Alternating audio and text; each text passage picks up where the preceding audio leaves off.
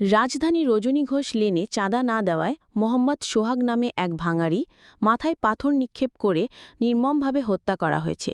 নিহত সোহাগ কেরানীগঞ্জের পূর্ব নামাবাড়ি গ্রামের ইসুফ আলী হাওলাদরের ছেলে। ঘটনা ঘটে ৯ জুলাই বুধবার সন্ধ্যা ৬টায় মিরপুর হাসপাতালের ৩ নম্বর গেট সংলগ্ন এলাকায়।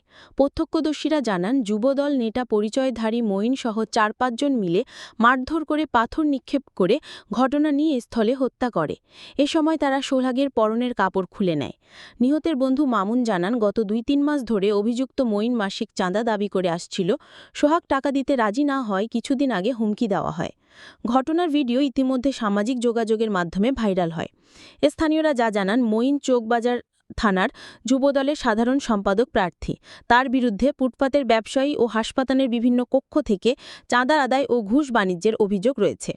ঘটনার পরে পটুলী থানা পুলিশ অভিযুক্ত মঈন ও তার সহযোগী জনিকে আটক করেছে।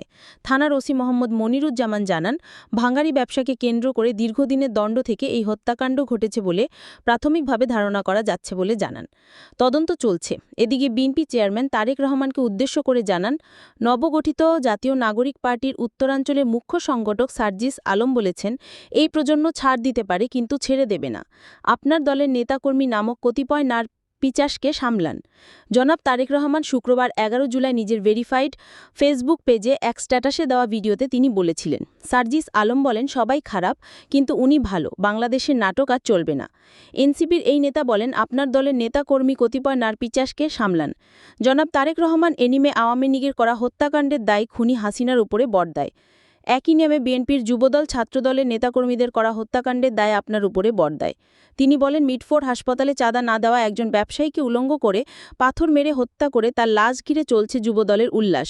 এই দৃশ্য আমহে জহিলিয়া যুগের বর্বরতার কথা স্মরণ করায়। এর জন্য বাংলাদেশের মানুষ জুলাই বিপ্লব করে নাই, আগের দিন আর নাই। ধন্যবাদ। সবথেকে আপডেট খবর পেতে অবশ্যই সাবস্ক্রাইব করুন।